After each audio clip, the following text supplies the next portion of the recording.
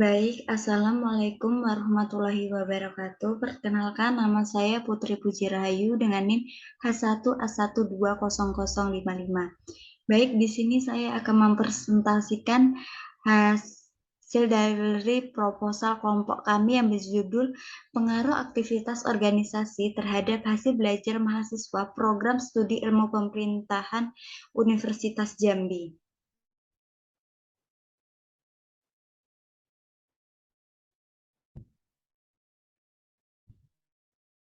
Nah, di sini kita mulai dari latar belakang.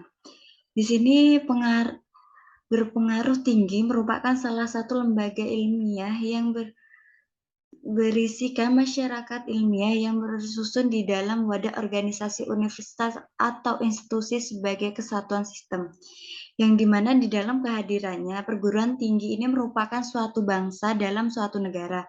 Dalam proses penyelenggaraannya, pendidikan tinggi berupaya meningkatkan mutu sumber daya manusia. Mahasiswa bisa memilih alternatif terbaik antara profesi, pekerjaan, aktivitas lain dalam meningkatkan taraf hidupnya di masa mendatang. Kepiawaian mereka diharapkan dapat menciptakan masa depan yang lebih baik di era globalisasi dan modernisasi saat ini. Setiap mahasiswa mempunyai tujuan berbeda-beda yang nantinya dapat membanggakan dirinya, keluarga, serta masyarakat. Apakah mahasiswa itu dapat disebut sebagai agen of change? Nah, di mana mereka itu merupakan calon-calon di masa depan. Banyak perubahan dan nilai-nilai sejarah yang ditorehkan di negeri ini senantiasa itu dapat menempatkan mahasiswa pada posisinya yang terhormat. Oleh karena itu, seiring identitas yang melekat padanya, ada peran-peran yang harus dilaksanakan sebagai konsekuensi logis dan konsekuensi otomatis dari identitas tersebut. Maka mahasiswa dituntut untuk melaksanakan sesuatu yang seharusnya dilakukan. Nah, yang selanjutnya yaitu di sini berdasarkan latar belakang yang sudah diuraikan berikutnya, maka aktivitas organisasi terhadap hasil belajar mahasiswa Universitas Jambi maka dapat diajukan rumus masalah sebagai berikut, yaitu yang pertama, seberapa aktif mahasiswa prodi ilmu pemerintahan dalam berorganisasi? Yang kedua, seberapa tinggi hasil belajar mahasiswa prodi ilmu pemerintahan yang mengikuti aktivitas organisasi? Dan yang ketiga, apakah ada pengaruh keaktifan mahasiswa prodi ilmu pemerintahan dalam berorganisasi dengan hasil belajar mereka? Nah, yang selanjutnya ada tujuan penelitian, di mana ada pun tujuan yang dicapai berdasarkan latar belakang permasalahan dan bermasalahan yang telah dirumuskan adalah sebagai berikut, yaitu yang pertama, untuk mengetahui seberapa aktif mahasiswa prodi ilmu pemerintahan dalam berorganisasi. Yang kedua, untuk mengetahui seberapa tinggi belajar mahasiswa prodi ilmu pemerintahan yang mengikuti aktivitas organisasi. Yang ketiga, untuk mengetahui bagaimana pengaruh keaktifan mahasiswa prodi ilmu pemerintahan dalam berorganisasi dengan hasil belajarnya. Yang selanjutnya yaitu manfaat penelitian.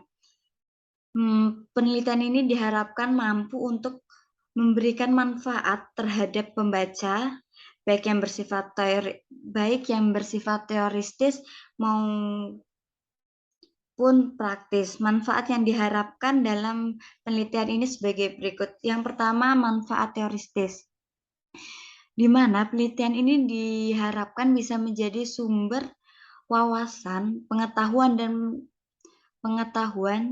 serta memberi kontribusi dan bermanfaat bagi pengembangan prodi ilmu pemerintahan, terkhususnya dalam bidang pengembangan mahasiswanya.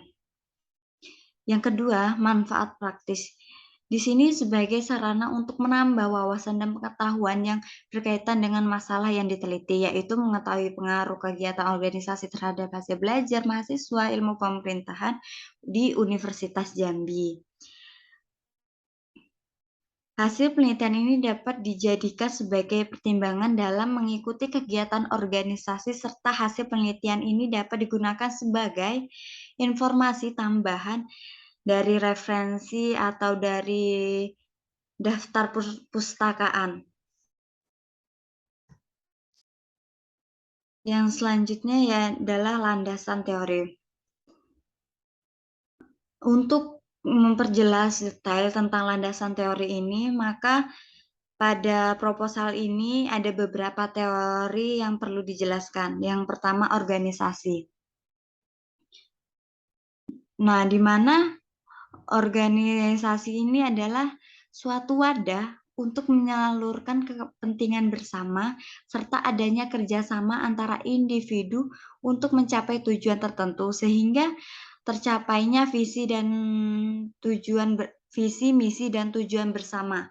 Yang kedua, ciri organisasi mahasiswa.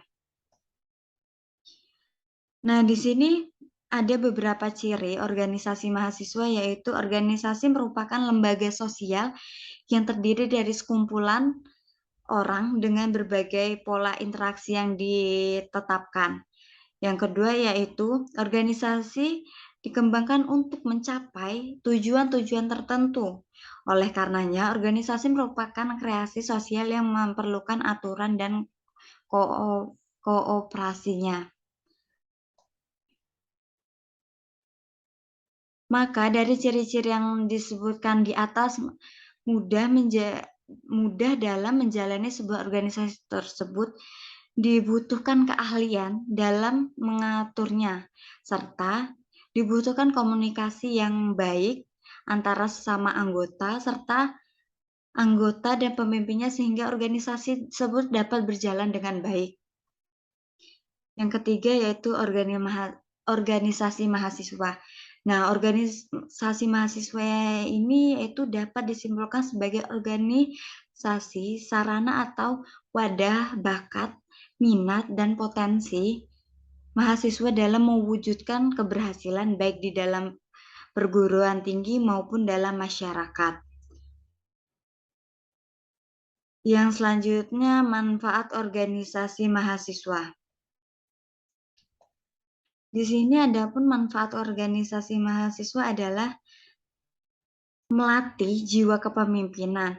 Mahasiswa yang ikut organisasi kemahasiswaan pada umumnya memiliki sikap dan karakter yang lebih aktif dibandingkan mereka yang tidak mengikuti organisasi. Yang kedua yaitu belajar mengatur waktu. Nah, di sini mahasiswa harus membagi waktunya antara belajar dan aktivitas organisasi lainnya agar keduanya dapat berjalan dengan seimbang atau seiring.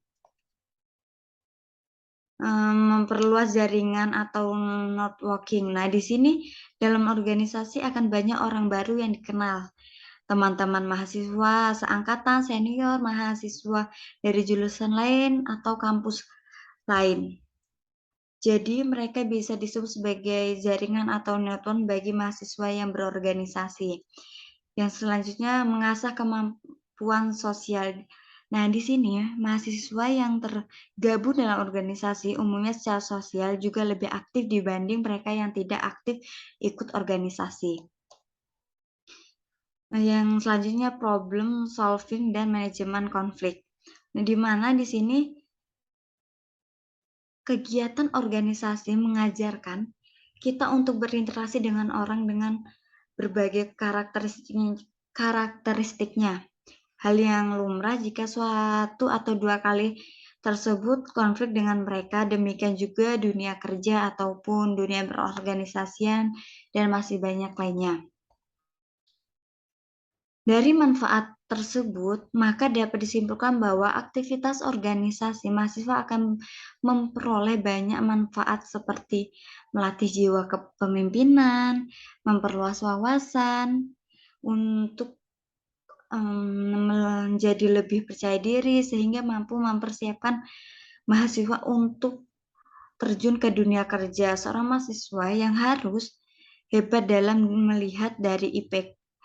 Hebat bukan dilihat dari besar atau tidaknya IPK tapi mahasiswa yang hebat adalah mahasiswa yang mampu mengembangkan kemampuannya dan baik ilmu sosial secara bersamaan.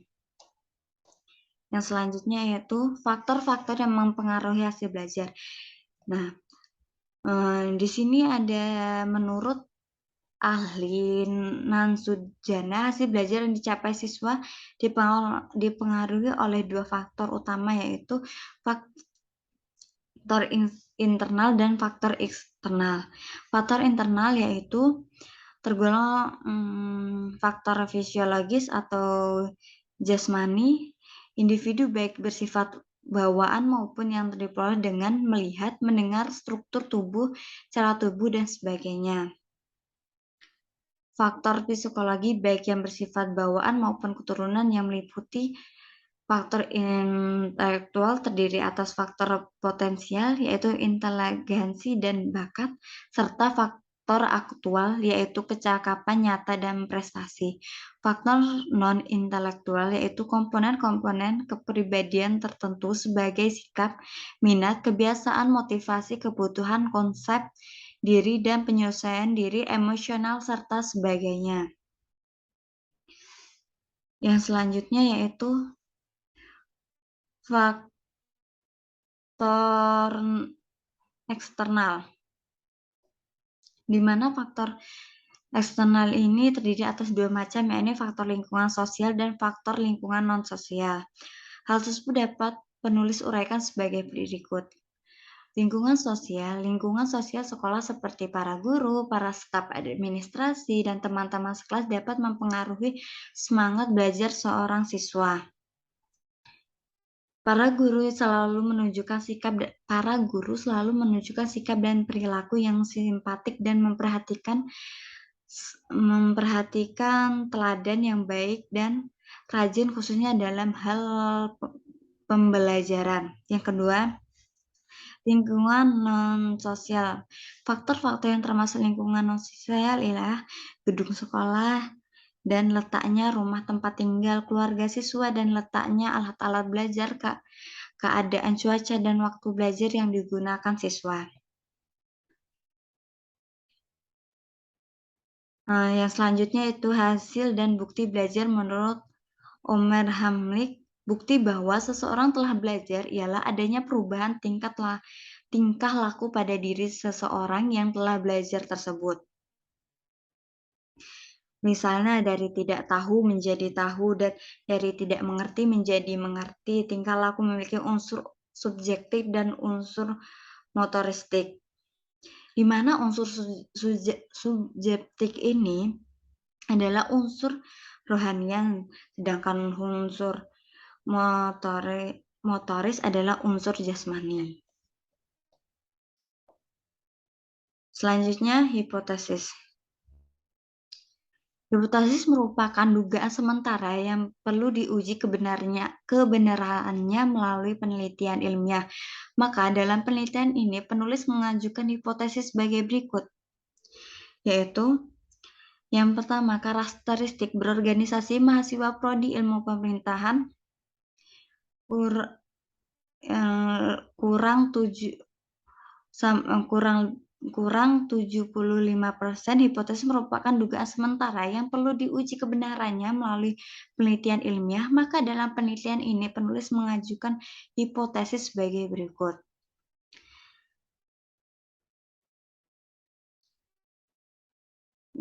Keaktifan berorganisasi mahasiswa prodi ilmu pemerintahan 75%, hasil belajar mahasiswa prodi ilmu pemerintah yang aktif dalam organisasi lebih 75%, tidak adanya pengaruh aktivitas organisasi terhadap hasil belajar mahasiswa ilmu pemerintahan. Yang selanjutnya yaitu di sini ada kerangka berpikir, di mana organisasi mahasiswa, himpunan mahasiswa ilmu pemerintahan, yaitu aktivitas organisasi, hasil belajar, dan pengaruh aktivitas organisasi terhadap hasil belajar mahasiswa program studi ilmu pemerintahan Universitas Jambi. Metode penelitian.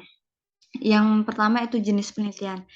Penelitian ini menggunakan pendekatan kuantitatif dengan menggunakan deskriptif, frekuensi, dan regresi linear sederhana. Deskriptif frekuensi ini berfungsi untuk melihat seberapa aktif mahasiswa prodi ilmu pemerintahan dalam berorganisasi dan seberapa tinggi hasil belajar mahasiswa prodi pemerintahan yang hasil belajar yang lebih tinggi dibandingkan dengan studi yang lainnya. Sedangkan regresi linear sederhana berfungsi untuk menguji signifikan atau tindaknya hubungan variabel melalui koefisien regresinya. Yang selanjutnya lokasi penelitian. Sesuai dengan judul, maka penulis penetapan lokasi penelitian adalah di Prodi Ilmu Pemerintahan Universitas Jambi dikarenakan alasan waktu, tempat, finansial, dan juga sudah memiliki informan penghubung di tempat tersebut. Yang selanjutnya fokus penelitian. Untuk membatasi penelitian tentu diperlukan adanya faktor penelitian supaya penelitian ini dapat dilakukan dengan secara jelas dan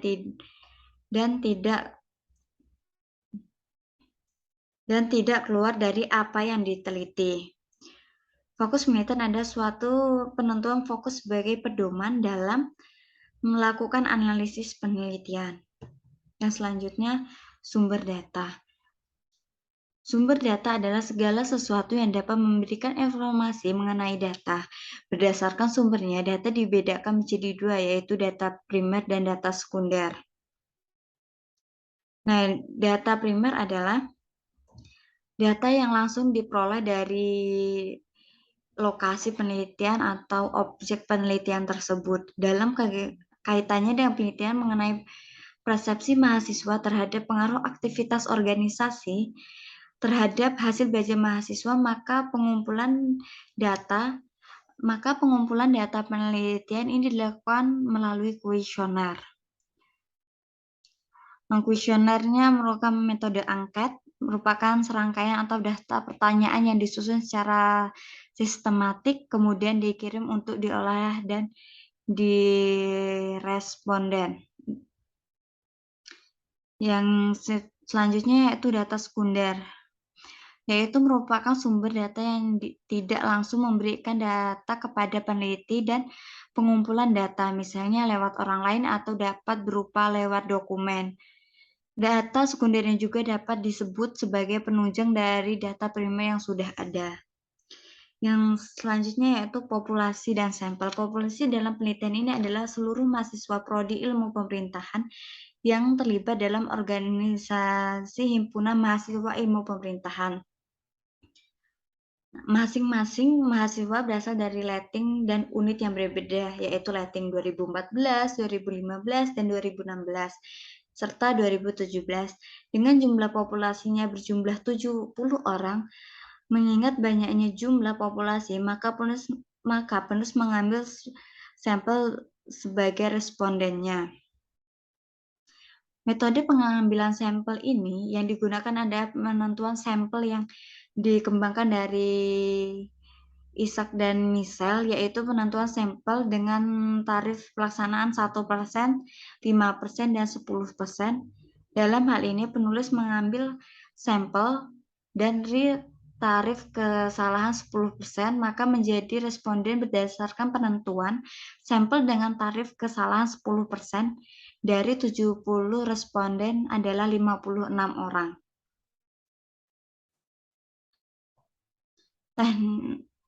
Selanjutnya, teknik pengumpulan data. Dalam penelitian ini, peneliti mendapatkan data-data yang diperlukan melalui yaitu teknik angket. Nah, di sini teknik angket merupakan teknik pengumpulan data yang dilakukan dengan cara memberi seperangkat pernyataan tertulis kepada responden untuk dijawabnya. Teknik ini digunakan untuk mencari data tentang keaktifan mahasiswa prodi ilmu pemerintahan dalam berorganisasi. Dalam penelitian ini, angket yang digunakan adalah angket tertutup. Angket tertutup adalah pertanyaan yang mengharapkan jawaban singkat dan mengharapkan respondennya untuk memilih salah satu alternatif jawaban dari setiap pertanyaan yang telah tersedia. Yang selanjutnya yaitu dokumentasi. Di sini dokumentasi ini dilakukan dengan menjumpai objek yang diteliti untuk menelaah nilai prestasi akademik atau IPK mahasiswa prodi ilmu pemerintahan yang aktif organisasi sebagai data penilaian, sedangkan format dokumentasi disediakan oleh penulis. Yang selanjutnya yaitu teknik analisis data. Yang pertama, uji prasyarat. Di sini uji normalitas data bertujuan untuk menguji apakah data dari tiap-tiap variabel penelitian berdistribusi normal dengan melihat nilai signifikan yang itu masing-masing variabel memiliki nilai lebih besar dari 0,05, maka dapat disimpulkan bahwa variabel penelitian distribusi normal. Analisis data dapat dilanjutkan apabila data tersebut distribusi dengan normal. Yang selanjutnya yaitu uji homogenitas. Nah, di mana uji homogenitas ini dilakukan untuk mengetahui varian dari beberapa data dalam variabel X dan Y. Nah, di mana ini bersifat homogen atau tidak. Untuk menentukan homogenitas tersebut dapat dilihat dari nilai probabilitasnya. Jika probabilitasnya lebih dari 0,5, maka varian populasi adalah homogen. Jika probabilitasnya kurang dari 0,5, maka varian populasi tidak homogen. Yang selanjutnya yaitu uji regresi linear sederhana dan uji hipotesis. Nah, dalam penelitian ini untuk mencapai pengaruh aktivitas organisasi terhadap hasil belajar mahasiswa prodi ilmu pemerintahan, penulis melakukan uji regresi linear sederhana dan uji hipotesis. Pengujian yang dilakukan terhadap hipotesis-hipotesis yang telah ditetapkan, penguji serta untuk hipotesis pertama dan kedua penulis menggunakan uji one sample. Dan sedangkan untuk hipotesis yang ketiga penulis menggunakan uji regresi linear sederhana. Baik, cukup sekian presentasi yang dapat saya sampaikan. Cukup sekian dan terima kasih. Wassalamualaikum warahmatullahi wabarakatuh.